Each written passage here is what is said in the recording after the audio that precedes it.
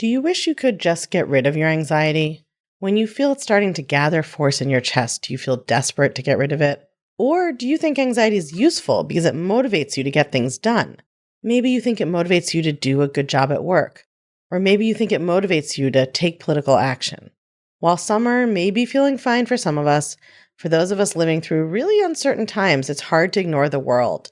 And I don't think we need to in order to still live happy, productive, and useful lives.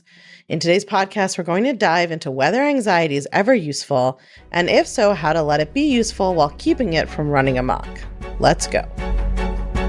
Welcome to Unfuck Your Brain. I'm your host, Cara Loewentheil, Master Certified Coach and founder of the School of New Feminist Thought. I'm here to help you turn down your anxiety, turn up your confidence, and create a life on your own terms, one that you're truly excited to live. Let's go. So many women come to work with me because they feel anxious and they want to get rid of their anxiety, which is completely understandable because anxiety feels terrible. And in today's modern world, it's often running amok, and we're feeling anxious about things like emails or not fitting into a certain size of pants, things that are not actually crucial to our survival. But that doesn't mean that all anxiety is useless. So today I want to talk about how to know if your anxiety is serving you and how to change it if it's not. So let's do a quick review of what anxiety is first, right? Anxiety is, I would call, a version of fear. It is normally about something that is not actually happening at the moment. We might say that fear is about something that's happening and anxiety is about something that is not happening. Or rather, it's not necessarily that the thing isn't happening, but the sort of threat to you is not immediate. That's just one way of thinking about it. Some people would say fear and anxiety are really the same thing. Some people might define them a little differently. I think what's important is that it's a variant of fear.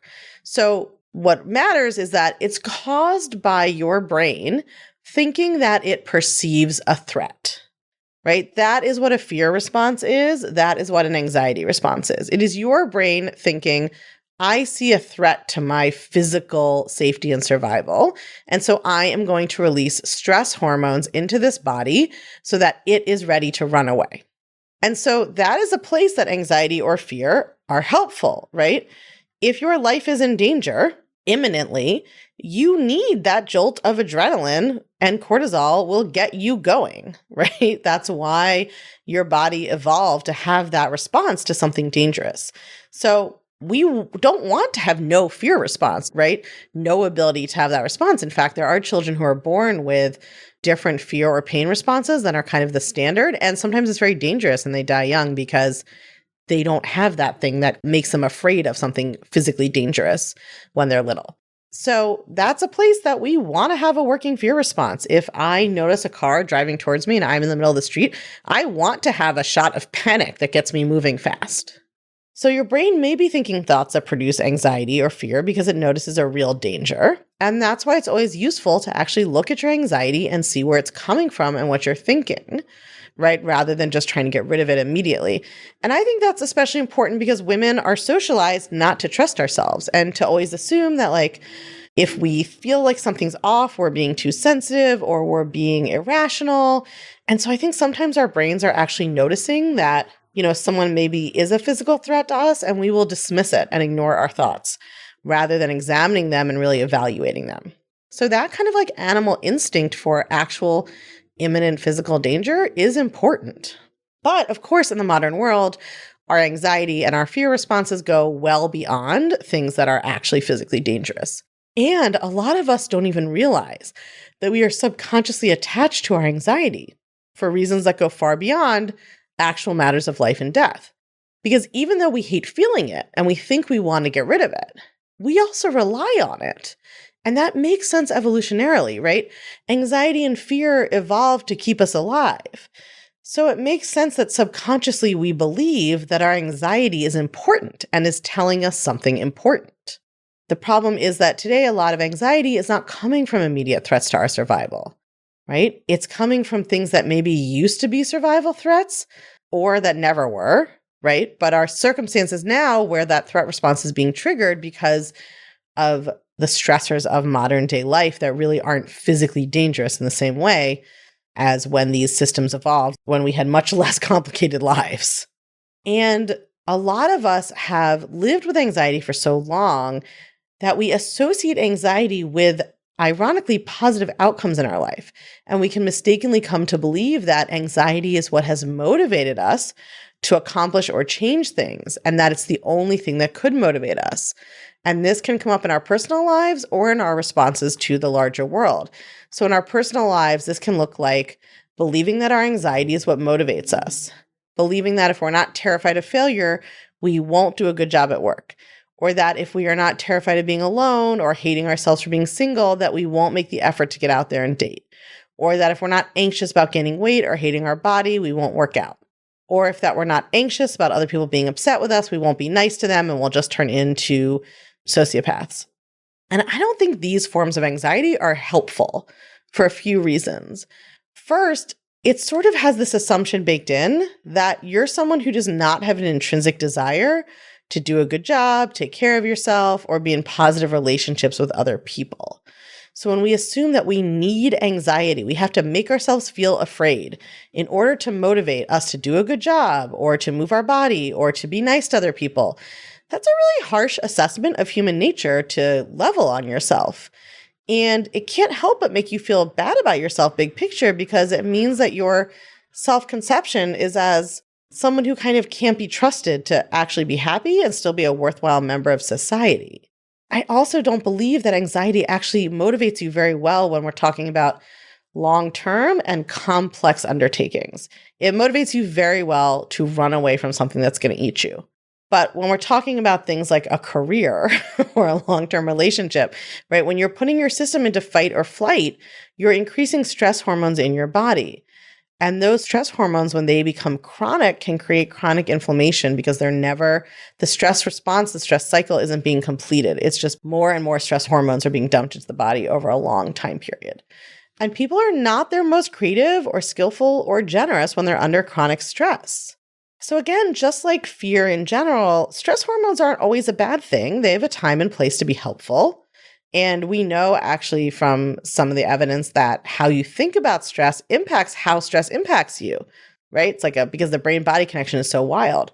But when you're manufacturing anxiety with your thoughts and then telling yourself that you shouldn't be anxious or don't want to be anxious, you're creating this real catch-22 for yourself. So this happens all the time. People come to coaching for their anxiety. And then when we start to try to deconstruct the anxiety, they suddenly feel really resistant. They feel really attached to the anxiety. And it turns out that they believe the anxiety is helping them and motivating them and keeping them on the right path. And so they subconsciously don't want to let go of it at all. And they're subconsciously giving themselves an incentive to manufacture more and more anxiety. And anxiety and stress, of course, are not just about our personal lives. Our brains have thoughts about politics and global warming and war and famine and all sorts of external circumstances that can also cause that fear and anxiety response. Your anxiety is your brain trying to predict what danger might happen to you so you can be alert to run away from it, right? If it's not an imminent danger, then it's your brain thinking about things that maybe could be dangerous and trying to alert you to keep track of that danger. And again, that's good when the threat to survival is imminent and real. But because of how the human brain works, number one, sometimes we make up threats to our survival that aren't real. We've just made it up, but it will feel real in our bodies. And number two, we can worry about things that could maybe possibly happen or that are possible but very far in the future or that may never happen, right? So in other words, we create the same response in our bodies to an actual threat that is actually right about to eat us and to things that are maybe someday maybe going to eat us, maybe will never eat us, maybe don't even exist. Our brain produces the same response to those things and it feels the same in our bodies. And that produces that endless chronic stress response. Now, I obviously don't think that the answer is to put your head in the sand and ignore the world. First of all your anxiety that comes from your thoughts about your personal life won't be resolved. And I don't think that that makes us sort of good citizens of the world to try to ignore everything so that we just don't get triggered with anxiety. Instead, we have to figure out how can we deal with our brains? How can we manage our minds so that we can be aware and be present and be in the world without having that stress system just constantly triggered and triggered and triggered in a way that isn't serving us because it's not saving us from an imminent threat. When our brain thinks something dangerous will happen to us, right, and it creates that anxiety, if there isn't actually anything to do in the moment, then it doesn't come to a natural release. If an animal has a stress response triggered because something is going to eat it and it runs away, then when it gets to safety, it resets. But that doesn't happen with us, especially when we are thinking about things that aren't imminent threats because it's worrying about what might happen. And you don't ever get a kind of reset from that because you never finish it, right? It just keeps being out there for you to worry about. And then a lot of us respond to that with numbing out, which isn't helping anything either. So we're either chronically stressed or we are like in denial and numbing out and kind of disassociating. And neither of those helps us, nor does it help the rest of the world. So I really believe that if we can learn to calm down, I think that we have more to offer each other and ourselves and the body politic and the earth. But if we want to calm down, we have to figure out how do we disarm that threat response, right? Because remember, when you're feeling anxiety about things happening that aren't immediately impacting you, there's not a natural end to it. We have to change the way that our brain is creating that threat response. Because when your brain thinks it sees a threat, it's not going to stop thinking about it until your brain feels reassured that it's over and gone, right?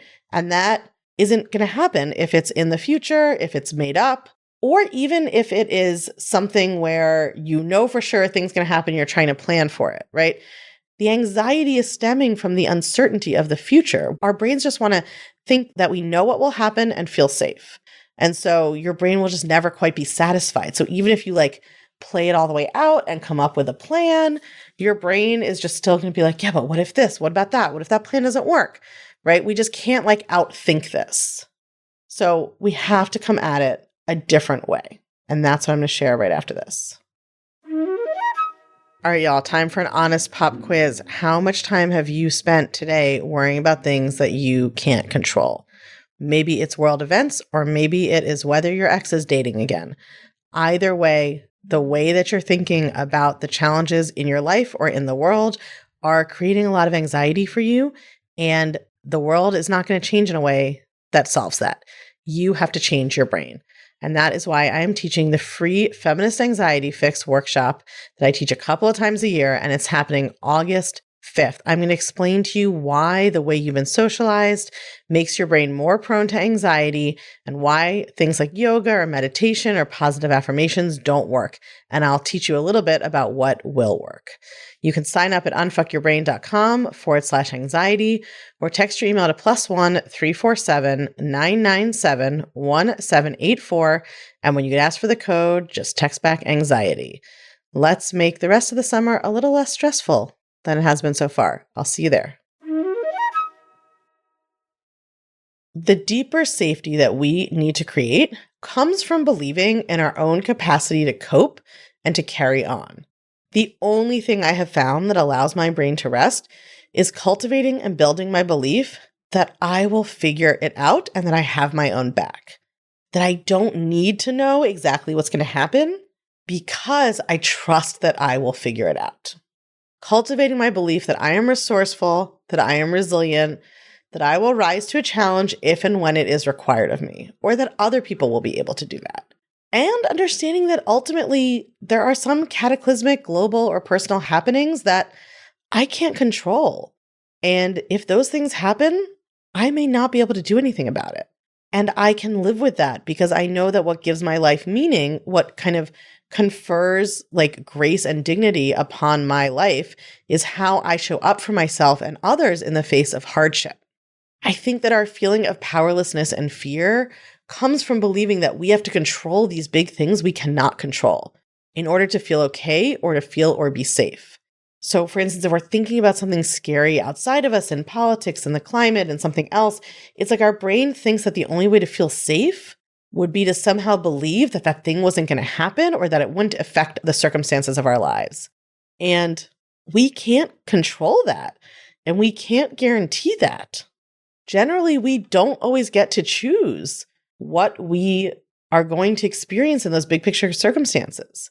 We don't even get to choose, and we can't even know if we will survive or what that will be like. I mean, we all are going to die someday, but the anxiety, I think, partly comes from this belief that the only way to feel calm or at peace with the world is to know that you will somehow not be affected or not be impacted. And as so often in thought work, it's actually the opposite, right? It's like dropping that resistance or that desire for control of these outside things, or the belief that you cannot have any say in how you experience the world because of what happens outside of you. I think humans are capable of incredible bravery and resilience when they know that they are allowed to choose that emotional state for themselves. And this is what Viktor Frankl wrote about in Man's Search for Meaning, that in the most horrific experience imaginable, the Nazi death camps, he still found a way to persevere and to believe in life and to choose who he wanted to be. When our mind is fixating on outside things beyond our control, on threats to our physical body or our safety or our economic security or whatever it is, we feel really powerless and scared. And then our brain thinks that the way to feel safe is to somehow like build a fortress against those external circumstances. So we're like trying to figure out what we'll do. We're like trying to think about plans, or our brain just fixates on the danger. And none of that really resolves it, because no belief system that depends on you being able to control things you can't control will help you feel safe or will help turn down that stress response. Anytime we're fixated on something outside of us, determining our ability to have worth, have value, survive, or even just manage the way that we think and feel, we're going to feel out of control. In some ways, it's no different than when we're like obsessing about someone else's opinion of us and we feel really out of control and powerless. It's because we're like all up in that person's business. And when we obsess about circumstances outside of us, it's sort of like we're all up in this uncontrollable universe's business in a way that we can't control.